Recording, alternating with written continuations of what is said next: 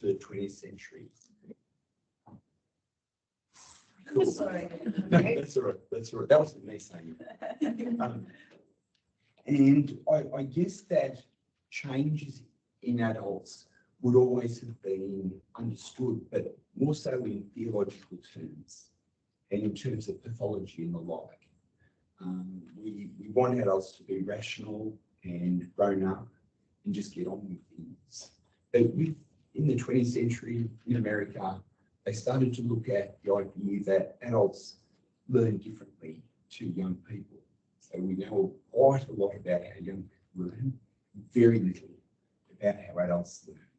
And maybe, even is there a difference? So Edward Lindemann, working in the United States, had an argument that adults need to be self-directed, and they learn all the time and they do it under their own steam.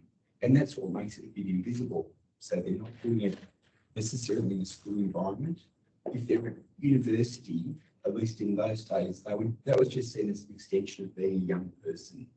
And still that more didactic kind of learning prevails. So this is where we start to ask the question, what makes adult learning different? This way of thinking really took off in the 60s. The 60s was obviously quite a time of intellectual ferment, and that spread to the area of adult learning. Again, we're talking about the United States. And with Malcolm Knowles, we see a comprehensive theory of adult learning developing. And he builds on Lindemann's insights and starts to differentiate the aspects of what learners, adult learners are like. You can see there, it's the slightly small writing through here, but adults need to know why they're learning, according to Malcolm Knowles. But you're probably thinking, don't young people need this as well? Probably they do, but at that stage, and unfortunately, to some extent now, we don't necessarily address that with young people, but I suspect they need to know every bit as much as adults do. But there's a few other characteristics there. Prior experience, for one, becomes incredibly important for adults. So they have a lot to bring to a learning situation, as you can imagine. As you know, everyone in this meeting should be able to see themselves in these principles. They need to know why they're going to do something, learn something. They have a lot to bring to it. And those last 3 points in particular are very much about how adults accommodate themselves to learning. They're quite active about it. So Malcolm Knowles' principles of adult learning was incredibly influential and still continues to be quite influential. If you do any kind of course in how to train adults, how to teach adults, how to develop adults, you'll often see those principles floating around somewhere. And it's a great focus, but still this theory it's not really empirical. It's more of a theoretical construct, the whole idea of these principles. And further, it's just an external view of what adults do. This is what they seem to do, and that those principles reflect that. With transformative learning theory, we see a shift to much more rigorous research of what adults are like, and a plunge into the psychological, emotional, and behavioural makeup of adults.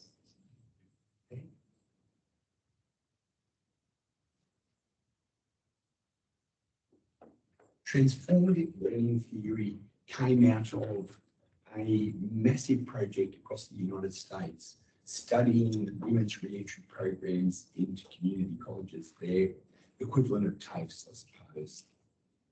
So this is through the 70s, so with the women's movement, with feminism starting to sort of ripple through society. This is a big shift in American higher education to have a whole heap of women who've been mothers, who've been out of the workforce perhaps the whole time, coming into these programs. And it was a really good opportunity to study what happens when a whole cohort hits adult learning. And that's the Jack Masrow and Victoria Marzick just happened to tap into something quite important here. Victoria Marzick might be better known to you as the person who gave us the distinction between formal, informal and non-formal learning. You see that distinction everywhere, and that's her doing. So these are very innovative thinkers, these two, New York-based. What they discovered through this massive project, hundreds and hundreds and hundreds of women across the United States, was that, yes, the adults learn knowledge and skills, things that we can kind of say discrete, particular things you learn, sort of things we're trying to pick up every day with these systems, for example. How do you make this work? That's a very specific kind of learning, and hopefully we're more or less on top of that. Okay, but what Masrow and Marzick found was that something else could happen at the same time as women learn and more broadly as adults learn. It's possible that there be a significant shift in how people see themselves. Now, that has always been happening with adults. Okay. Now, we look at it in a number of ways. It can be, oh, look, you'll get over it, just hang in there, or I might refer you to counselling, or maybe you should just give up, or these could be thoughts people are having about their own learning. This is just all too hard. And I think at Griffith, we see especially more mature students come in and they start to question themselves. Some of our undergraduate students, if they can't get on top of anything, if they can't get on top of course content, they're a bit calmer about it. This is kind of the drill, you know, and they're just kind of pushing through. But adults coming in a bit later can, especially if they hit concepts and theories that are challenging, that it can go very deep and lead to questioning of identity. I think many of us have seen this happening, perhaps with family members or fellow students who are perhaps a little bit more mature, and they take it very personally if the learning is challenging. What Masrow and Marzick do with their theory is give us a positive way to look at these changes, despite what these changes look like.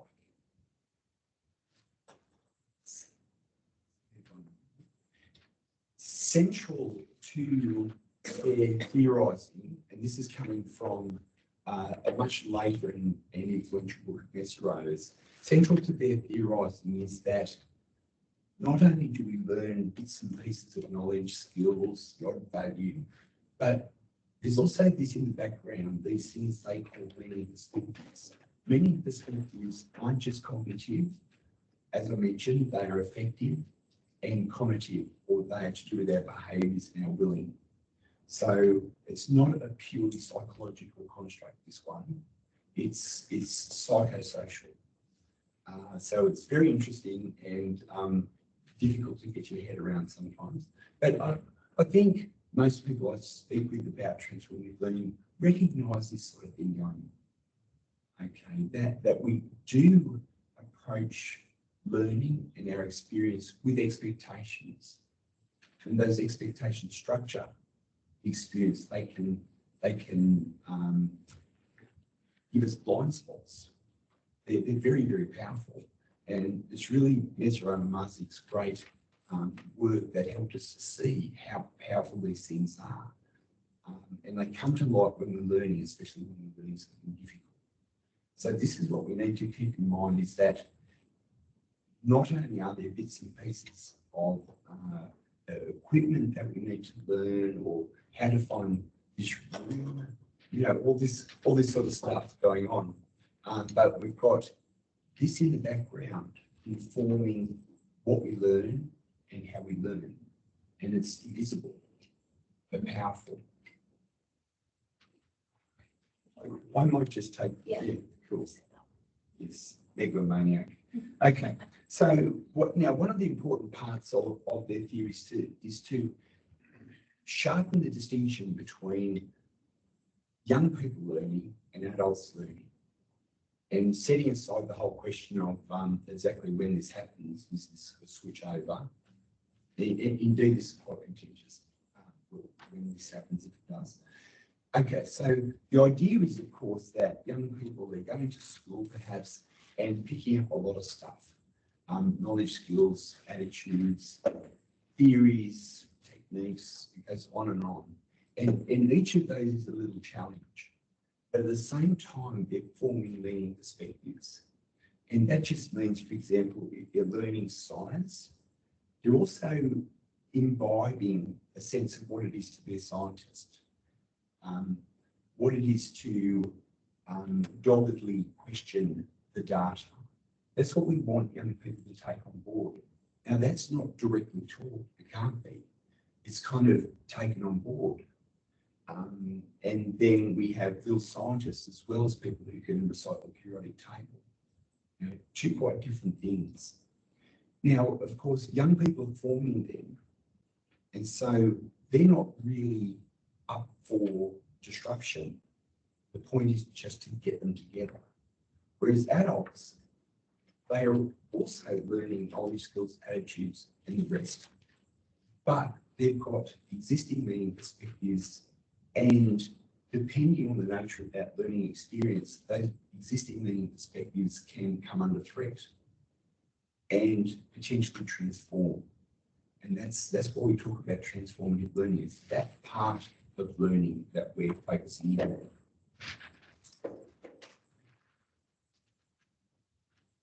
I think this is really interesting to us as educators, not just the School of Education Professional Studies, but anyone in an organisation involved with any kind of responsibility for people. And all of us as educators and tutors and the like at Griffith, all of this is relevant, I would say. So when we're talking about meaning perspective transformation, we're talking about a difficult process, because it calls all of this up. So it begins when we encounter experiences, often in emotionally charged situations, that fail to fit our expectations and consequently lack meaning. So I can think of many times I have had that experience, not in those words, but I've encountered something that just doesn't fit. And the longer we're alive, the more scope there is for that to happen to us. We've got very complex bodies of knowledge. And so there's more and more chance over time that we're going to encounter something that just doesn't fit. I can imagine that there are adults who go from zero to the grave without any problem on the way. Potentially their upbringing has been such that they've developed very expansive, broad and flexible meaning perspectives. But many of us don't have that. And so it means that as we encounter new experience, there's always a chance that our meaning perspectives come under threat. And Mesro and Marcy found that most of those women going into those programs encountered something like this. Sometimes just a bit of a bump in the road. At the other end of the scale, crises in people's lives. And most of us are somewhere in between. A bit of a painful experience that we somehow get over. Yeah. Can I ask a question? Yes, please. Maybe you're going to answer it later, but is this hold true for men as well? Absolutely. Yeah. men aren't great at talking about this. So this is something I found in my own research is men will more readily talk about, if something has changed, they'll talk about what has changed.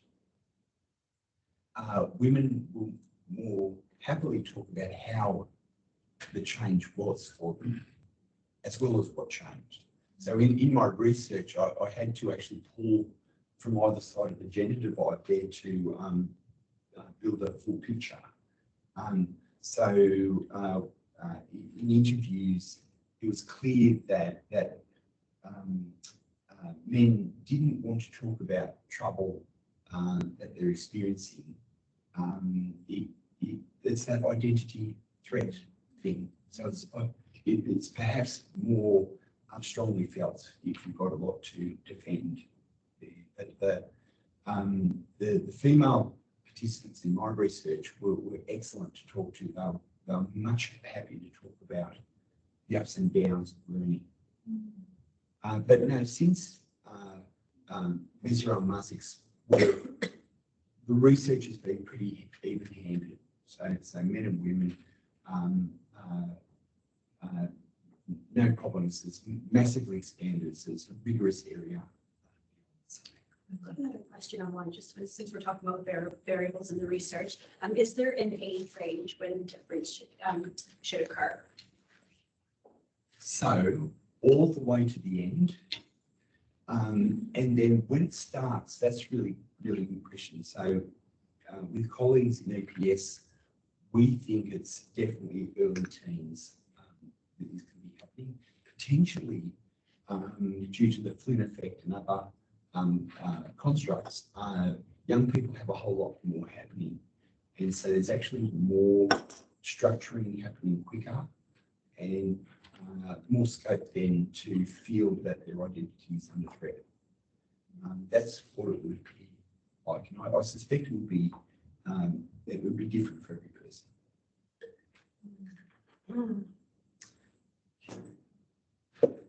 Now, this is a very busy slide with little writing, but it's incredibly important stuff. Out of that research that I've been mostly presenting and subsequent research, Mesro and others have differentiated phases or aspects, perhaps, of meaning perspective transformation.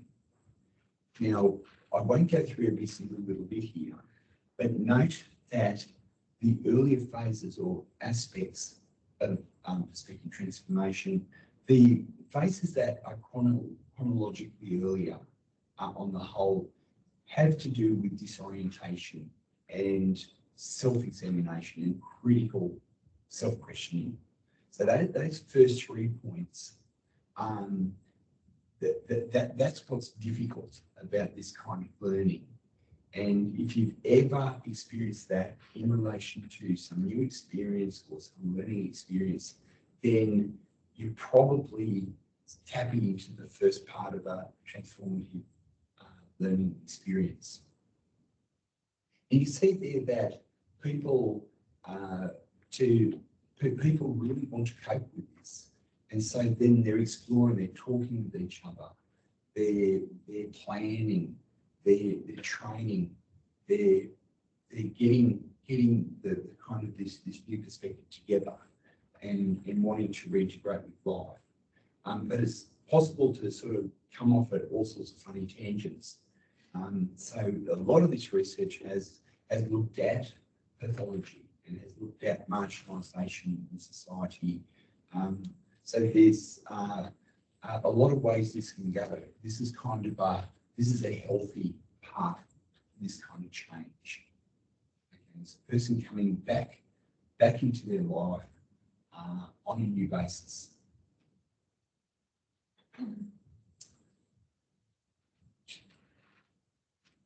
Now, I'd just like to go back to the idea of meaning perspectives, just to be really clear about that before I present a little bit of the research I've done. So as adults, we're always encountering new systems and techniques and concepts. And that's been happening to me today. and you know, it's almost a daily event, Griffith. But we do it all our heads, of course. And of course, we used to look at all of that part of it as learning. Very straightforward that we're talking about learning these things. It's as natural as anything to say that. What Misero and colleagues are saying is that around those individual discrete bits of learning, there is this perspective, this meaning perspective that holds it together. So that adults can always say, why am I doing this? Why am I learning that? It's because of something. Adults are profoundly disturbed if they they're not given the opportunity to accommodate new learning to something meaningful. That jumps all the way back to those earlier theorists of adult learning who knew that it was about self-direction and it was about adults making sense, that they have that kind of demand. Young people, my daughter, for instance, seems to be able to get along fine learning without asking why. Whereas I'd have to know, it would be too stressful. Or quadratic equations.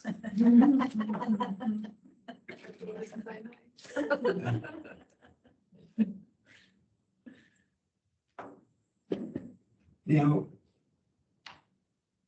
at the same time, we're always learning new bits and pieces. It's an everyday event, and generally, we expand our meaning perspectives to accommodate new material, and that's meaningful learning for us. I understand the quadratic equation stuff. I can incorporate that somehow. It's sensible and it builds on something I know. It's the prior learning coming into play. But with perspective transformation, we're talking about a different thing going on. So the old meaning perspective being unsuited to accommodate something new. That's when it gets interesting with where we're at, what is meaningful in our lives can't be related to something we're confronting. You know, it can be other people. This can take a lot of forms. It can be what other people mean to us. But it can be learning a new subject. If we go from blackboard to Canvas, for instance, at Griffith, who knows? There might be some meaning perspective transformations. So this is the other possibility, is that the same stuff is still there, the same stuff has to be learned, but it's kind of encompassed in a different way. So we've gone from an old meaning perspective to a new meaning perspective, and that change is forced on us by the strangeness or the unacceptableness of some of these new learnings.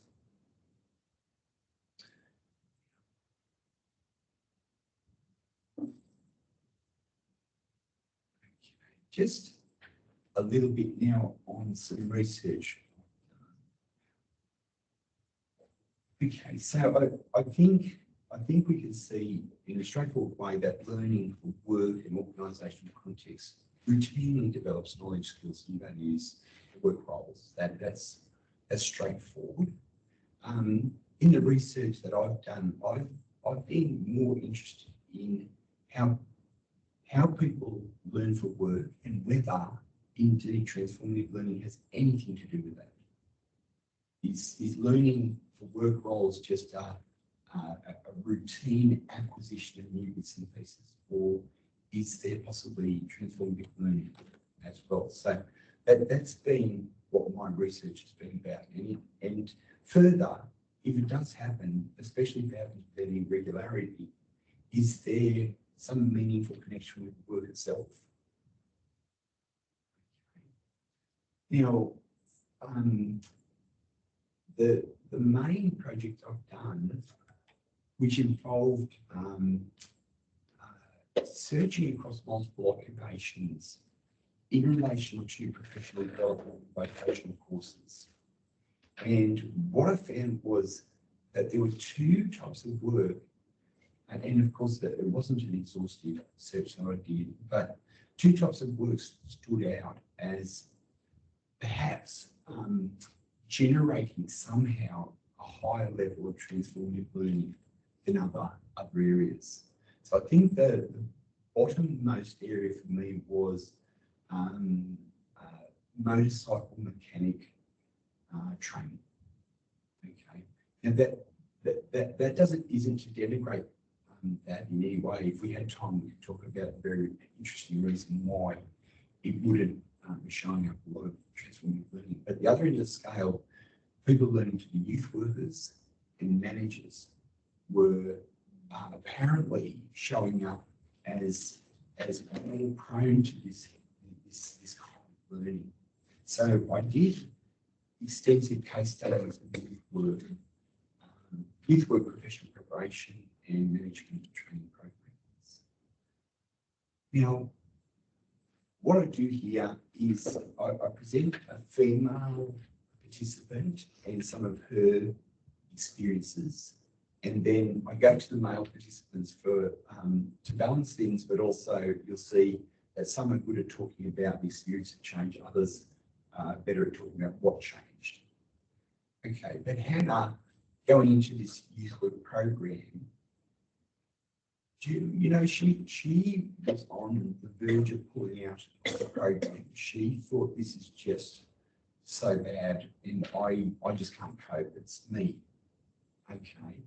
But she did hang in there and was able to talk herself through it. She spoke with other students and family members and professionals in the field of youth work and just realised it was for her and just tolerated it all. Now, her educators wouldn't have been looking at this the same way. They would have looked at this as how can we stop Hannah from feeling uncomfortable?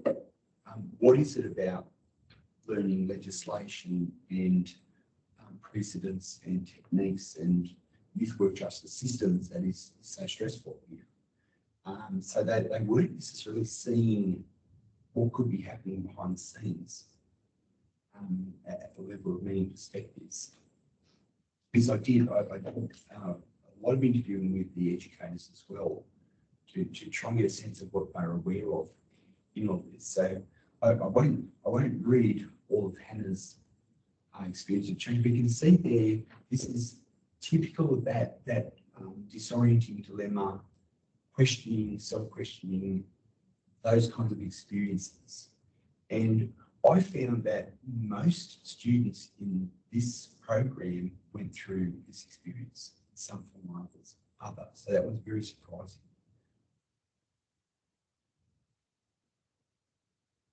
This is reflecting on around the middle of the program.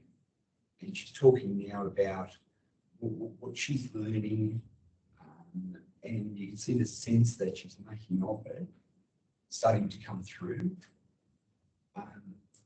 And then where we go is a kind of a summary reflection on where she's arrived. And you see this is quite a sophisticated reflection on learning and a consciousness of personal change. Okay, so with Hannah and with the other participants, we didn't talk about transformative learning. It wasn't about the theory, it was just what was your experience through this course? So this is all her words, long narrative interviews that this came from. But you see the way that she's thinking differently about the situation, and she's kind of she said, I've come to a new place here.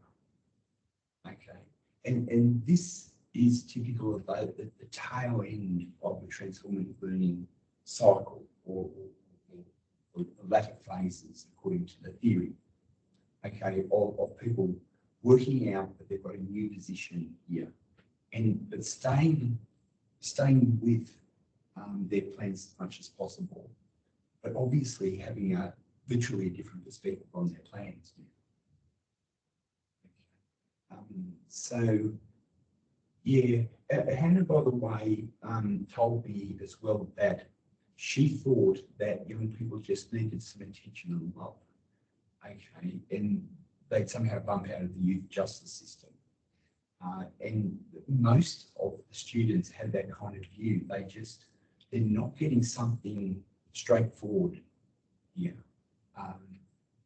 But Hannah described heart-rending experiences of cases and work placement experiences where she learned what was really happening in houses in Adelaide. This is based in Adelaide, and just chilling stuff. Now, another participant, and I've just got kind of the start and the end here, the kind of what changed. And this is Greg reflecting on what for him changed. See, he's going from that sense that individual young people, it is their fault. They've broken the rules. They just need to be straightened out. Let's, in the youth work context, try and make that straightened, fast, and painless, or whatever. Okay, but you can see that Greg went through a quite profound change in how we look at the situation. That second point there is such a nuanced way of looking at the situation of young people coming into the youth justice system. Okay, so you can see that the emphasis goes from young people being some of the language was the author of their own demise, kind of thinking through to this is what you would expect from these kinds of homes and these kinds of peer groups. It's predictable. Now, I've tried to represent all this in it's really complex, but it was actually more complex yesterday, so strict this thing. But I'm just trying to show that in these participants' cases, we've gone from a meaning perspective in which young people are seen as autonomous, they are authors of their own lives, and they just need some individual attention, which they're not getting something. The youth work course itself focused on legislation and procedures and practices and best practice for youth workers. I can see as well that some of the educators were trying to nudge their students over into this other meaning perspective, but the course didn't talk about that really.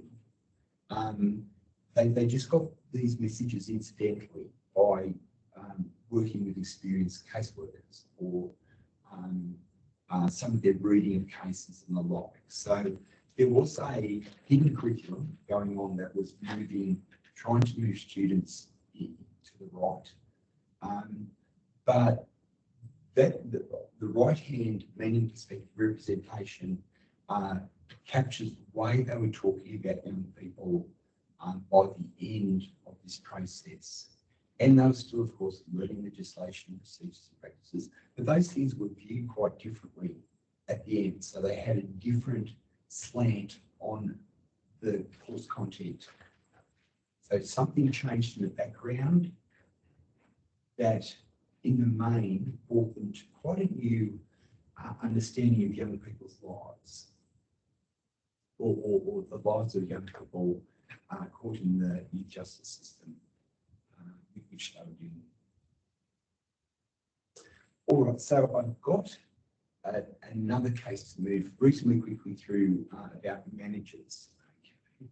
So here again, a participant talking about her experience.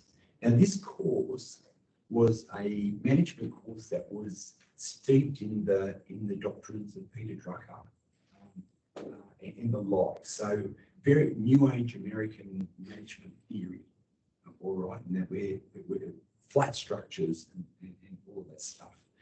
So the course was really quite a progressive course. But then again, it was still a lot about how to supervise HR systems, these kinds of procedural things, facts, systems and the like, and not really a lot about this shifting mindset about management. And again, that was seeping in through incidental discussions, work placements. Most of them, by the way, were already in management roles or looking to move up. Liz was in that camp. She'd been paid to join this expensive course by her organisation, and she'd been there for years and years. And the course started her thinking, hang on, what's happening at our workplace isn't very good. So the course was obviously a catalyst for change, and it really disturbed her what was going on as she started to compare and think about things in her own workplace. So you can see there that's where I don't think a very happy employee, but she was all right. She was all right. So deceptive. But she was all right for a long time in that role and had been seen by the organisation as leadership potential.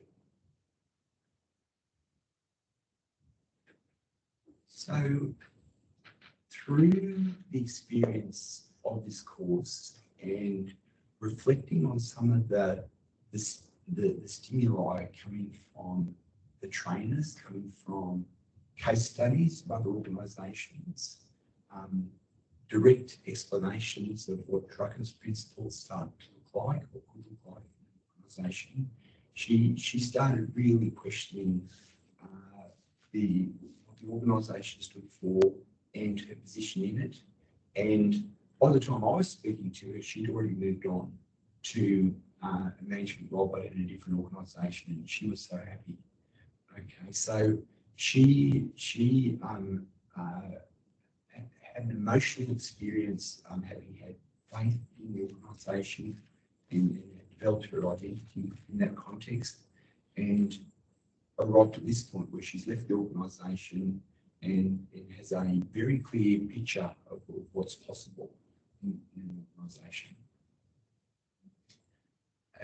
A final participant we look at is Abdul, talking about what changed, and he explains his perspective on management when he entered the course. And they were from different organisations. Don't be thinking Abdul was Liz's manager or anything, but you know, we're aware of management styles that look a bit like that first dot point. And Abdul as well made a shift, so not terribly articulate about the experience, but he described himself as deeply questioning himself. Working in the organisation, he stayed in the organisation. So this is all within the one setting that this change is happening, just catalysed by this course. And you can see quite a different perspective on management emerging here. And if I try to, here we are, we're familiar with this approach to making a slide busy. Okay, so we had in different ways this archaic approach to management being espoused by some of the learners. The courses that pivot there, management theories, legislation, procedures, practices, the bits and pieces that we would learn anyway. And then what could we move to? Now, not all of the students went through this. It was less than half, but it was more than half of the youth workers. So as far as I could tell from interviews, some were still pretty hardcore when they came out.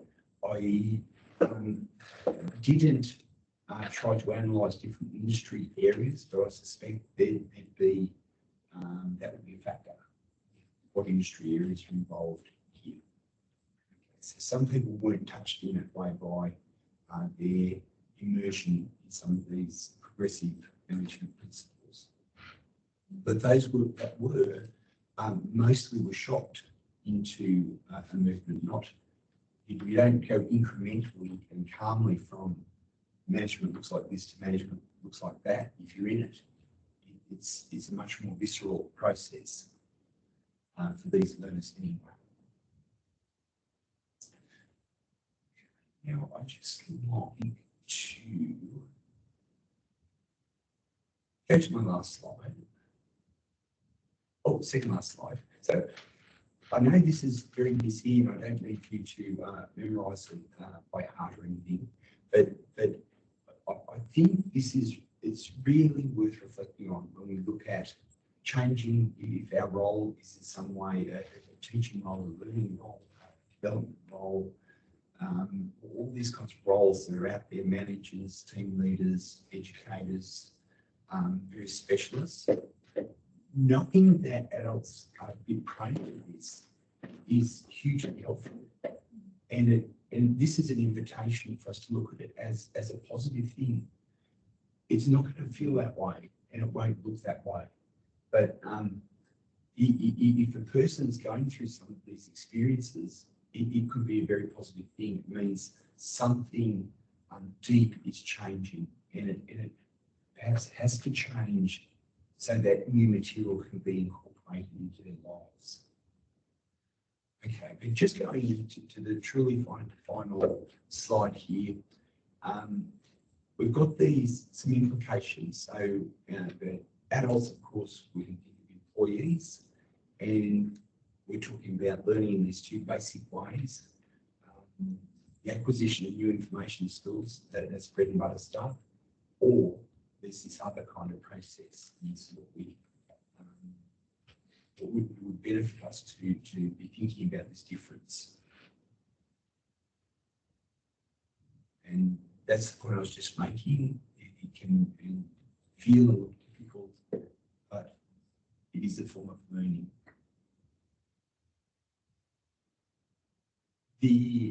An interesting finding from my research, which we haven't touched on or we haven't gone into much, is that organisations and types of learning tacitly promote unique learning perspectives. So there's we talk about organisational culture, so it's sort of in that ballpark, but it's more personal when we're talking about perspectives, meaning perspectives. But nevertheless, organisations and types of work, so being a youth worker, being a manager, these types of work that transcend particular workplaces and organisations seem to have their own meaning perspectives. And it would be good if a lot more work was done on that. Now, adults can come to courses, types of work, organisations with existing meaning perspectives that are at odds with native meaning perspectives. So the meaning perspectives current in a workplace or in a type of work. And transformative learning can follow if we've got this kind of collision. And there is a role here for educators, managers, team leaders, and other people with responsibilities for others in organisations. So obviously educators, it would be very good if our trainers, our human resource developers had a bit of a handle on transformative learning. It could make things much more interesting and ease the lives of some employees. And of course, manage the team leaders with those development roles. Again, very useful for them to know these ideas. Okay, so there's questions. I'll leave you with this, this file, Chantel, and you can share it. There's some way to do that, so that they have to try and read that. But I might just take it back and leave it on this. Oh, all the way back. On this busy and ugly complicated slide, just to cogitate on that. Thank you. That was a very thoughtful and incisive discussion. It's really, Yeah, thank you. really good. Questions from the floor first, and then we'll go to the online questions. Yes. Yeah, I was thinking about what you said earlier about at one end of the spectrum you have, say, motorcycle mechanics, Yes.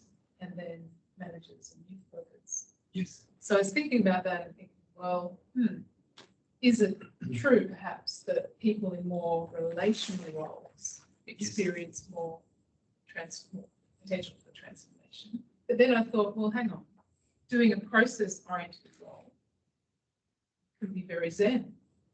And is there some, yes. Is there some transformative potential at that end of the spectrum? Oh, look, I would say absolutely. What I found though was that although expert motorcycle mechanics said there were many perspectives that you could see in a really good motorcycle mechanic. They can do amazing things. They can hear a motorcycle and know which part of the engine needs to be opened up for that kind of expensive process of having a motorcycle fixed. They could tell by the way it wobbled that it was probably this. So really deep understanding of these things, and it's almost relational in its own right. There's these things are animated. Now, what I discovered though was because I took them as a case, because I wanted to have that case study methodology, have that contrast in cases. I found that they had the motorcycle mechanic learners and masters had started when they were quite young. So they came, all but one came from families where the mower was taken apart, the bonnet was up, a rubbish motorcycle was taken apart, you know, just experimented on. Things were modified. Just so we all know youngsters who live in those environments and are not as stressed as I am when something happens with the car. You know, that's, oh, well, that's just for that. And okay, so that's quite messy, fixing it up. But they're not, indeed, in Z and the art of motorcycle maintenance, they make a distinction between two mindsets. And truly, the motorcycle mechanics had that mindset where they could kind of analyse and be comfortable with this holistic